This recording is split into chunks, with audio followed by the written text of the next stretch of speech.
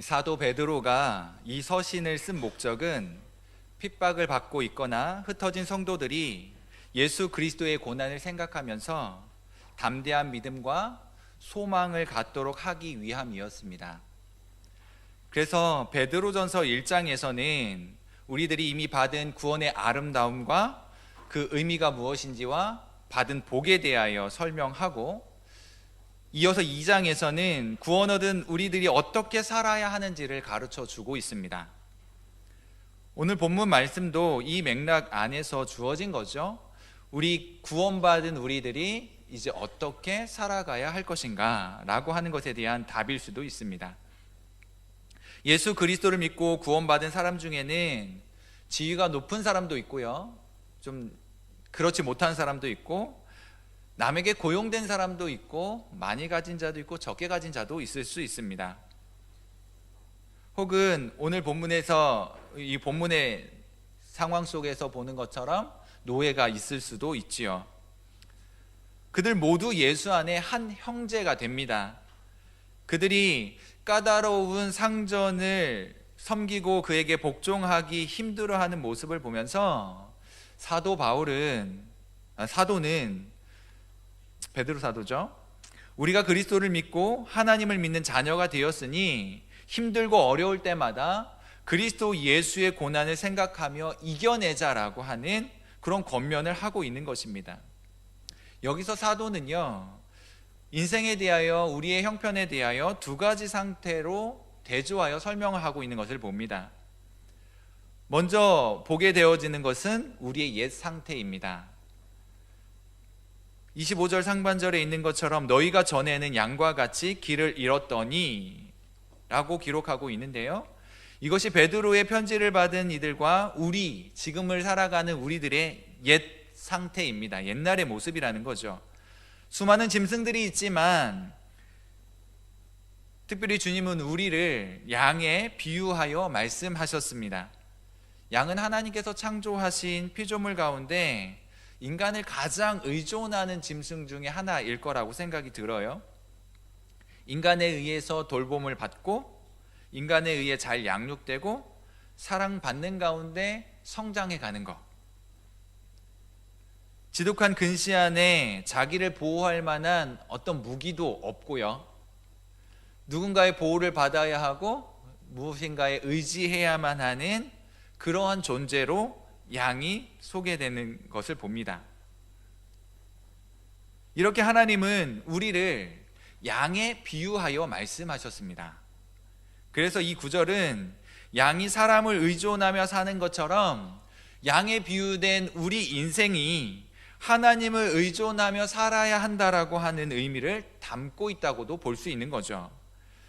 하나님께서 창조하신 피조물 가운데 인간을 만물의 영장이라고 표현하곤 하죠. 아마 창조해낸 피조물들 중에 단연 으뜸이다라고 하는 의미가 담겨져 있을 것입니다. 무생물인 돌멩이나 이런 것들은 그냥 널브러져 있는 거잖아요. 누군가에 의해서 밀면 밀쳐지고 치워지고 하는 그런 무생물, 그런 돌이나 이런 것들보다는 식물은 좀 더 나은 형편으로 창조되지 않았습니까? 생명이 있으니까 땅에 뿌리를 내리고 그렇게 자라가죠. 그보다는 여기저기 자유롭게 다닐 수 있는 짐승이 좀 낫지 않을까요? 그러니까 먹고 활동하고 그렇게 자유롭게 다닐 수 있는 짐승, 그보다 좀 더 우월하게 탁월하게 창조되어진 피조물이 인간일 수 있죠. 단지 먹고 마시고 입는 것만으로 행복을 말하지 않고, 인간이라고 하는 존재는 독특한 방식으로 살아가고 감각이 있을 뿐만 아니라 이성을 가지고 판단하기도 하고 생각하기도 합니다. 무엇보다 하나님의 형상을 가지고 있어 하나님과 소통할 수 있는 영적인 존재라고 하는 거죠. 그래서 이 세상과 영적인 세계를 이해할 수 있는 능력이 인간 안에 있는 거예요. 그런데 하나님을 의지한다라고 하는 측면에서 한번 생각해 보려고 합니다. 더 우월한 존재로 창조될수록 더 많이 의존하는 것을 보게 된다는 거죠. 돌멩이는 무언가를 의존하지 않습니다. 그게 뭔지도 모르고요. 식물만 하더라도 제때 물 주고 햇볕 비춰주면 되는데, 식물은 그래도 땅에 박혀 생명을 이어가지만 동물은요, 몇 분만 숨을 못 쉬게 하면 죽게 되는 거죠. 인간은 동물이 누리는 먹고 마실 수 있는 모든 것을 가지고 있다고 해도 영혼이 하나님의 은혜로 채워지지 않으면 영적인 기갈을 경험하면서 자신의 생명을 올바로 이어갈 수 없는 존재라고 하는 거예요. 그래서 우리 권사님들이 찬양했잖아요. 오 주님 채우소서, 나의 잔을 높이 듭니다. 하늘 양식 내게 채워주소서, 넘치도록 채워주소서. 무엇을 위하여 채워달라고 하는 겁니까? 내가 그거 채워지지 않으면 죽는다는 거죠. 살기 어렵다는 거죠. 하늘 양식 입으로 먹는 것 아니지 않습니까? 그럼에도 그것을 구한단 말입니다. 이 세상을 살면서 구했던 것들이 헛된 것이다라고 판단하고 결론 내리고 하나님 하늘에 있는 것으로 하늘의 양식으로 내 안에 채워주십시오라고 말할 수 있는 존재는 인간뿐이더라는 거예요. 그래서 인간은 모든 피조물 가운데 가장 뛰어나게 창조되었지만 한 마리의 힘 없는 양처럼 하나님을 더 많이 의존할 수밖에 없는 것입니다. 모든 짐승들에 비해서 뛰어난 것들은 하나님을 알고 사랑하고 섬기도록 되었다는 거예요. 그런데 사도는 우리의 옛 모습이 마치 양같이 길을 잃은 자들이라고 말하고 있습니다. 결국 인간은 하나님께 붙어 있도록 창조된 존재인데 스스로 하나님을 떠났다는 거예요. 그리고 자기를 주인 삼으면서 살았다는 거예요. 하나님께 의존되어 있어야 할 존재가 하나님을 의존하지 않고 스스로의 인생을 개척해 가겠다라고 산다는 겁니다. 인생의 날들이 하나님을 떠난 그런 옛 모습이라고 하는 거죠. 이 날들을 성경은 길 잃은 양에 비유하고 있는 것입니다. 그리스도께서 이렇게 하나님을 멀리 떠나 양 같아서 각기 제 길로 가고 가시밭길 속에서 헤어나오지 못하는 우리들을 내버려 두지 않으시고 다시금 건지셔서 친히 우리의 목자가 되어주셨다라고 하는 것이 성경이 우리에게 가르쳐주는 말씀입니다. 이것이 우리의 새로워진 새 상태라고 하는 거죠. 예전에는 길 잃어버린 양처럼 각기 제 길로 갔지만 우리 주님께서 우리를 찾아오셔서 우리를 그 가시덤불 속에서 건져주시고 모든 위험한 환경에서부터 보호하시고 우리로 하여금 어디로 가야 올바른 길인지를 안내해 주시는 그런 새로운 상태가 되었다는 겁니다. 이 상태에 대해서 베드로 사도는 말하는 거죠. 너의 영혼의 목자와 감독 되신 이에게 돌아왔느니라. 그렇게 가시밭길 속에서 목자 잃은 양같이 고생하고 기진하였던 우리들을 그리스도께서 친히 오셔서 죄악의 가시덤불 속에서 건져주신 거예요. 그리고 영혼의 목자가 되어주신 것입니다. 예전에 우리의 영혼은 하나님의 돌봄을 받으며 자라야 할 어린 양과 같은 영혼이었으나 철저히 돌아보는 자 없이 마치 목자가 떠나버려서 길을 잃어버린 양과 같이 기진한 상태로 있는 그런 고생하는 형편이었다는 거죠. 이런 영혼을 그리스도께서 당신의 피로 건지시고 당신 안에서 다시 살아나게 하셨다는 겁니다. 이제는 사랑이 많은 부모가 자녀를 돌보는 것처럼 주님이 우리의 영혼의 목자가 되셔서 우리를 돌보시고 인도해 가시는 거예요. 그래서 구원받은 이후의 일생은 영혼의 목자이신 예수 그리스도의 돌봄에 빚진 마음을 가지고 살아가는 겁니다. 우리가 곤고하고 목마른 인생의 길을 지날 때 우리 주님은 우리에게 위로와 힘을 주셨습니다. 우리가 시련과 고통 속에 모든 힘을 잃었을 때 우리 주님은 우리의 힘으로는 극복할 수 없는 그런 고난과 시련을 이기게 만들어 주셨습니다. 이 땅의 자원으로 도저히 만족할 수 없는 영혼의 곤고함이나 목마름 때문에 힘겨워하고 있을 그때에 우리 앞에 샘을 터치셔서 우리로 하여금 목마른 목을 축여주셨고 우리로 하여금 살 수 있는 소망을 허락해 주셨습니다. 우리의 영혼의 위로와 큰 격려를 주셨던 것입니다.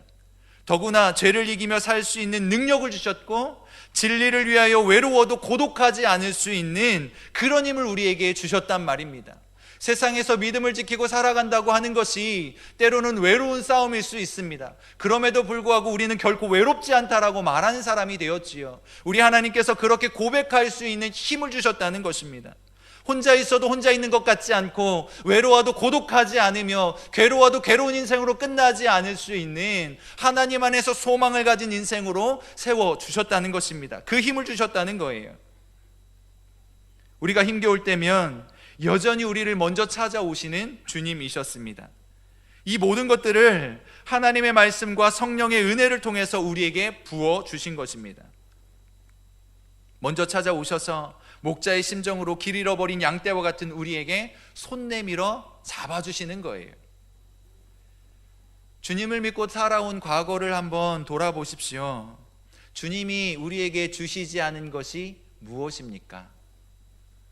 우리에게 있는 좋은 것들 중에 주님으로부터 오지 않은 것이 무엇이 있습니까? 주님이 우리에게 후히 주시고 누리며 살도록 하신 것, 그것을 우리는 고백하고 살지 않습니까? 어둠 가운데 살았던 지난 날들이 하나님 앞에 깊이 회상될수록 오늘 주님과 함께 동행하고 지금의 오늘의 내가 있을 수 있었던 것은 하나님께서 나를 돌보셨고 이끌어 주셨다라고 하는 그러한 확신 때문에 아니겠습니까? 그렇게 우리를 너무나도 사랑하셔서 자기의 외아들까지도 마다치 않고 우리를 위해 희생시키신 분이 하나님이시죠. 우리는 수시로 주님을 배반하고 수시로 주님을 떠나고 그 은혜에서부터 멀어진 삶을 살아갈 때에도 우리 하나님께서는 우리의 마음을 바꾸길 원하셨고 우리의 태도를 바꾸길 원하셨습니다. 그래서 세상의 정욕과 그것들에 따르며 좋아하는 인생들을 변함없이 붙드셔서 하나님의 친백성 삼으시고 그러한 삶에 합당한 모습으로 살아가도록 그렇게도 바라셨던 것입니다. 우리는 끊임없이 주님 앞에 변절했지만 우리 주님은 불변하는 사랑으로 우리를 붙들어 주셨고 우리들은 약했지만 주님이 붙들고 계신 손은 강함으로 항상 우리를 붙잡아 주셨습니다. 그래서 오늘까지 살게 하신 거예요. 이분이 바로 우리의 영혼의 목자가 되신 것입니다. 우리의 믿는 사람의 진정한 행복이 무엇입니까? 자신의 영혼의 필요를 채우고 원하는 바를 공급하시는 목자의 품 안에 있을 때 진정한 행복을 고백할 수 있는 것 아니에요? 아무리 가진 것이 많아도 아무리 넉넉한 형편이라 할지라도 우리의 목자 되신 주님 품에 안기지 못하면 진정한 행복을 말할 수 없는 것입니다. 시시각각으로 우리 영혼을 위협하는 마귀의 울부짖는 소리가 그 굶주린 사자의 목소리처럼 들린다고 할지라도 두렵지 않고 떨지 않을 수 있는 이유는 바로 우리가 우리의 영혼의 목자이신 주님 품에 안겨 있기 때문에 그렇습니다. 세상은 여전히 우리를 호시탐탐 시시각각 노리고 있습니다. 우리를 삼키려 합니다. 우리가 두려울 수 있는 상황으로 얼마든지 몰아넣을 수 있습니다. 그럼에도 불구하고 우리는 두려워하지 않을 수 있지요. 왜요? 주님 품에 안겨있는 그런 사람들이기 때문에 우리의 영혼의 진정한 목자가 우리를 돌봐주고 계시기 때문에 그렇습니다. 뿐만 아니라 주님은 우리의 감독이 되어주십니다. 우리를 맹수로부터 보호하시고 단지 지켜주실 뿐만 아니라 주님은 우리가 하나님 앞에 어떻게 살아야 하는지도 가르쳐 주시는 거예요. 몰라서 그랬어요, 몰랐으니까 이해해 주세요 라고 하는 정도로 끝나는 것이 아니라 하나님께서 우리로 하여금 어떠한 삶을 살아가야 하는지를 아주 분명하고도 선명하게 가르쳐 주시더라는 거예요. 그래서 우리가 마음을 열고 주님의 말씀에 귀를 기울이는 동안 그때가 언제든지 하나님의 말씀 안에서 위로를 얻는 순간이었습니다. 갈 길 몰라 방황하고 있을 그때에도 마음을 열고 주님의 음성에 귀 기울이면 언제든지 어김없이 우리에게 다가오셔서 우리의 가야 할 길을, 갈 길을 밝히 보이시는 분이셨다는 거지요. 그 말씀 안에서 새로운 능력을 경험하게 되었습니다. 도저히 이길 수 없을 것 같은 싸움과 견딜 수 없을 것 같은 불같은 시련인데도 불구하고 신기하게도 주님은 우리를 이끌어 가시는 것이죠. 그래서 불을 끄거나 시련을 물러가게 하심으로써가 아니라 우리에게 그것을 극복하고 이길 수 있는 힘을 주심으로 나아갈 수 있도록 만들어 가시는 거예요. 우리가 잘못 살 때에는 우리의 삶을 지켜보시면서 하나님의 말씀으로 우리를 타이르십니다. 때로는 환경을 도구 삼아 때리기도 하시고요, 어루만지시기도 하십니다. 하나님의 자녀다운 삶을 살도록 우리를 이끌어 가시는 거죠. 지금도요, 확실한 것은 우리가 작심하고 하나님 앞에 기도할 때 하나님은 우리의 영혼 속에 말씀을 들려주실 거예요. 우리가 간절함으로 작심하여 기도할 때 하나님은 우리의 울부짖음에 외면하시는 분이 아니십니다. 하나님 앞에 내 영혼의 상태가 어떠한지를 알게 해달라고 매달리면 하나님이 안 보여주시지 않는다는 거예요. 보여주신다는 거예요. 성령이 우리 안에 계셔서 그 진리의 말씀을 사용하시면서 우리의 삶을 감독하시는 거예요. 이끌어 가시는 겁니다. 무엇이 하나님이 원하시는 삶이며, 무엇이 하나님께 영광 올려드리는 삶이고, 무엇이 우리에게 소망이 되는 것이며, 무엇이 우리에게 힘이 되어지는지 그것을 우리에게 바르게 감독해 주신다는 것입니다. 때로는 찔리게도 하시고요, 때로는 쓰리게도 만드시죠. 그런 마음의 작용이 죄로 말미암아 무뎌질 때쯤이면 하나님이 환경을 들어서 우리를 힘들게 하시는 때도 있는 것입니다. 그렇다면 그렇게 비참한 옛 상태에서 이토록 복된 상태에 이르기까지 도대체 무슨 일이 있었던 것입니까? 무엇이 근거가 되어서 우리에게 이와 같은 놀라운 혜택이 주어지게 된 것일까요? 오늘 사도는 말하고 있습니다. 그리스도의 십자가의 고난이 이 복의 이유이다라고 말입니다. 사도는 말합니다. 24절에서 친히 나무에 달려 그 몸으로 우리 죄를 담당하셨으니 이는 우리로 죄에 대하여는 죽고 의에 대하여는 살게 하려 하심이라. 주님께서 십자가에 달리신 이유는 바로 이거 때문이라는 거죠. 우리로 죄에 대하여는 죽고 우리가 의에 대하여는 살아나게 하는 그 일을 위함이었다라고 말하고 있는 것입니다. 그렇습니다. 그리스도는 우리를 대신하여 죽으셨습니다. 주님은 죄도 알지 못하는 분이셨습니다. 죄하고는 전혀 상관없는 분이셨죠. 그럼에도 그리스도께서는 마치 죄인인 것처럼 저주를 받아서 친히 나무에 달리셨습니다. 모든 백성들은 저주와 조롱거리로 여기면서 그것은 저 사람의 죄 때문이다라고 생각했지만 우리 주님은 결코 죄하고는 상관없는 분이셨습니다. 사람들이 정죄하여 나무에 매달았다고 생각했을지 모르지만 사실은 하나님께서 그리스도를 십자가에 못 박으심으로 죄와 상관없는 예수는 죽으시고 죄와 관계 있는 우리를 대신 살려놓기 위하여 이 일들을 행하셨다는 것입니다. 그것이 하나님의 엄청난 계획이고 의도였다는 거죠.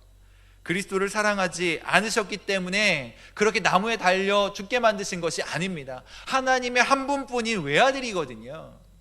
하나님이 많이 사랑하셨거든요. 마치 자신을 사랑하신 것처럼 아들 독생자를 사랑하셨단 말입니다. 그럼에도 불구하고 십자가에 달려 죽게 만드신 이유는 우리를 그만큼 사랑하셨기 때문에 그 일들을 행하셨다는 거예요. 그리스도를 사랑하지 않음이 아니라 우리를 너무나도 사랑하셨기 때문에. 그래서 사도 요한은 이렇게 말하는 거예요. 보이지 아니하는 하나님의 사랑은 이렇게 나타났는데 우리가 먼저 하나님을 사랑한 것이 아니라 하나님이 우리를 사랑하셨다. 그래서 자기의 독생자를 우리를 위하여 화목 제물로 주신 것이다 라고 말하고 있는 것입니다. 죄는 우리가 지었는데 그리스도께서는 우리 위해 대신 죽으신 것입니다. 형벌 받아야 할 자는 바로 우리인데 그리스도께서 대신 그 일을 치르신 것입니다. 주님은 죽으시고 우리는 하나님 앞에 살게 하셨다는 거죠. 주님은 죽으셔도 다시 살아나실 수 있지만 우리는 죽으면 영원히 죽을 수밖에 없으니까 우리를 살려내시기 위하여 그 일을 하셨다는 말입니다. 주님은 우리를 위하여 죽으시고 부활하셨고 우리를 속죄하심으로 하나님 앞에 다시 살게 하셨으니 이것이 그리스도께서 받으신 십자가 고난의 이유가 되는 것입니다. 우리가 무엇 때문에 처음 사랑에서 물러나고 미끄러지는 것일까요? 무엇 때문에 처음 받았던 그 놀라운 하나님의 은혜에서부터 멀어지게 되는 것일까요?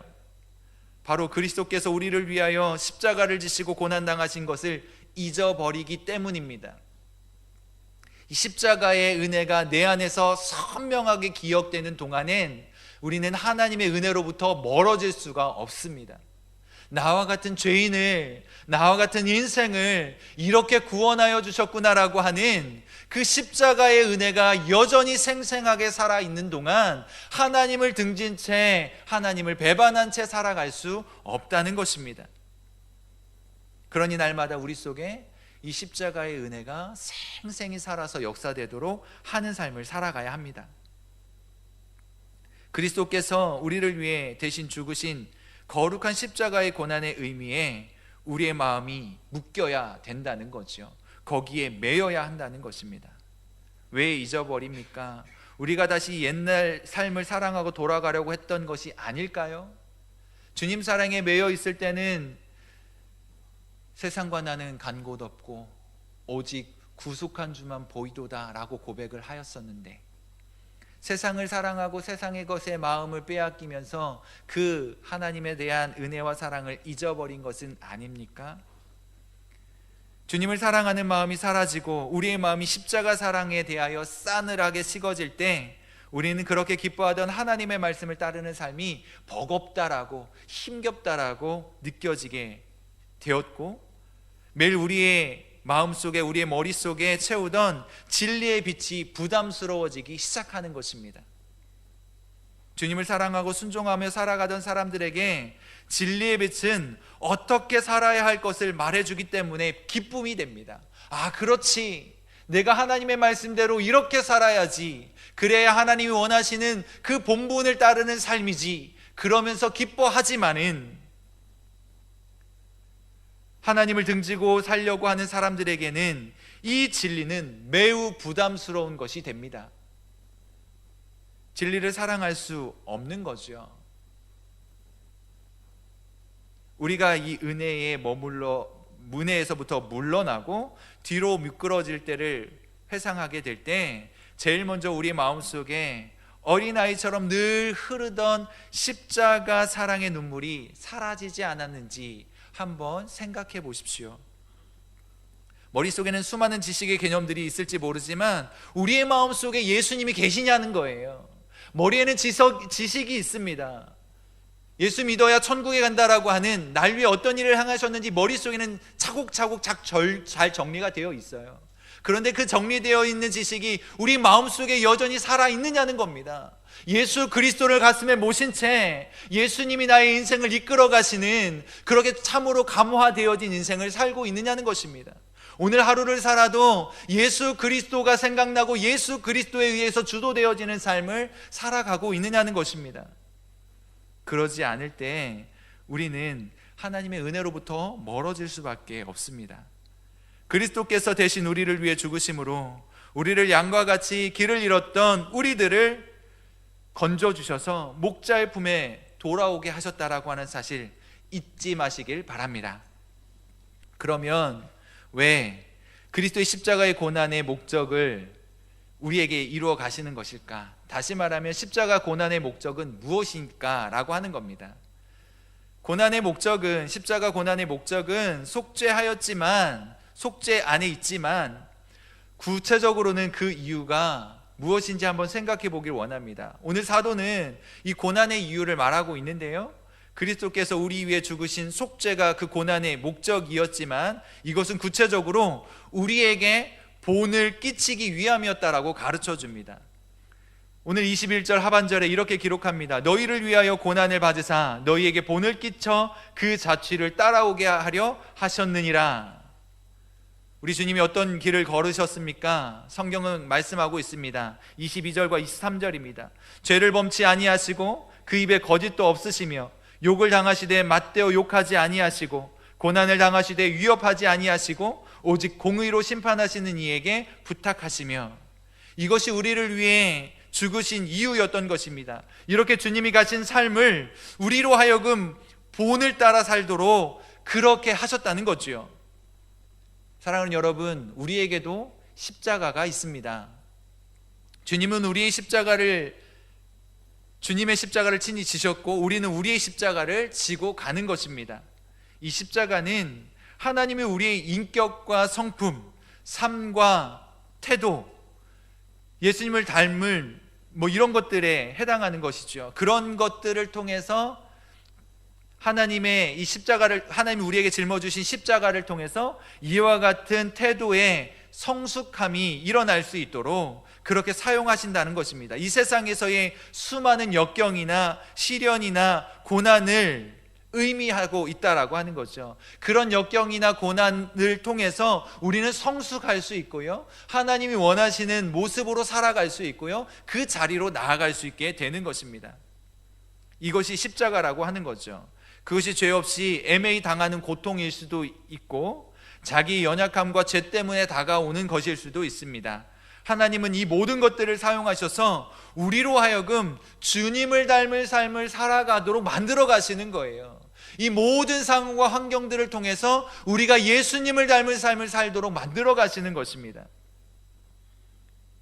그래서 본질적인 성품을 바꾸시고 고쳐 놓으시는 거예요. 그래서 우리가 살아가는 모습은, 우리의 인생은 예수 그리스도를 드러내는 아름다운 향기가 되게 하시고 예수 그리스도를 소개하는 그런 편지가 되게 하시는 것입니다. 이 일을 위해서 주님께서는 신자가 그리스도가 생각나지 않을 정도로 평안하도록 내버려 두지 않으시는 거예요. 안락함을 삶을 살아가기를 원하지만 우리 신자가 예수님이 기억되지 않을 정도의 그 편안함을 주지 않으신다는 겁니다. 예수님 없이 평안한 것들을 우리에게 허락하지 않으신다는 거예요. 하나님은 비록 한때 사랑을 고백했지만 그들이 얼마나 하나님을 의존하지 않고 주님으로부터 멀리 떠나려고 하는지를, 인생이 그런 상황에 놓여져 있다는 것을 너무나도 잘 알고 계십니다. 인생이 얼마나 연약한 존재인지를 잘 알고 계신다는 말이에요. 그래서 평안하면 평안할수록 우리는 게을러질 수 있는 충분한 여지가 있고, 평안하면 평안할수록 하나님을 안 찾게 되어 있는 그런 연약한 존재인 것을 알고 계세요. 그래서 그냥 내버려 두지 않는 거예요. 자꾸 채찍질을 하는 거죠. 자꾸 주님이 생각나도록 만드는 거예요. 우스갯소리로 그런 이야기 해본 적이 있는데, 우리가 언제 간절하게 기도의 자리에 들어가게 되느냐는 겁니다. 그래도 감기라도 한번 걸리면 기도하잖아요. 손끝에 작은 가시 하나 박히면 하나님 이거 좀 빼주세요 라고 기도해야겠다는 생각이 들잖아요.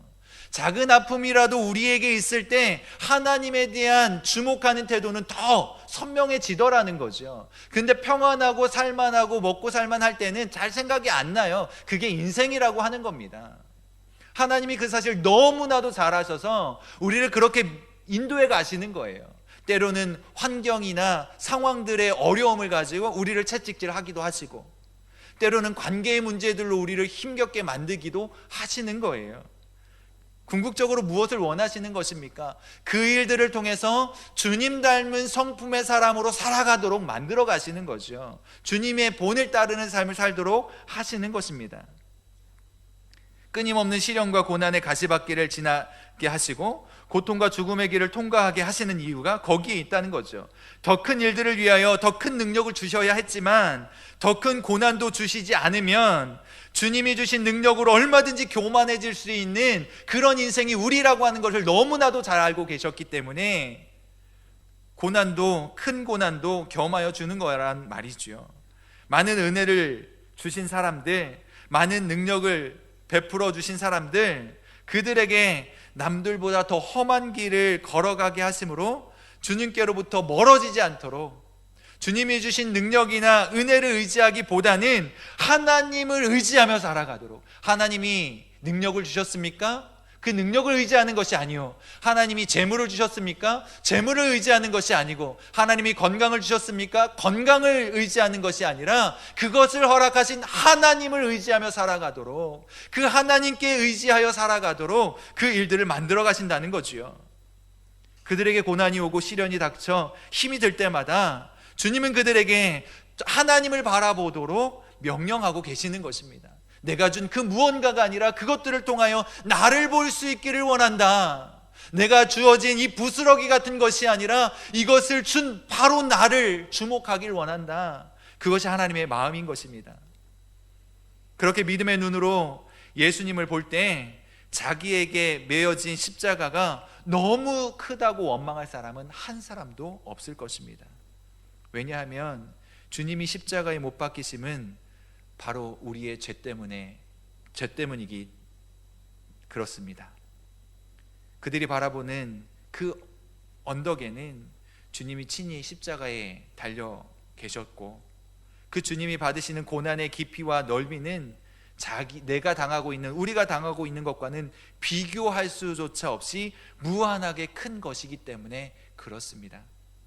오늘도 사도는 피고용인 혹은 노예로 살면서 예수를 믿고 은혜를 받은 사랑하는 양떼들에게 가르쳐주고 있어요. 너희가 까다로운 주인 상전을 만나서 많은 고생을 하고 괴로움을 당할 때에 예수를 생각하라.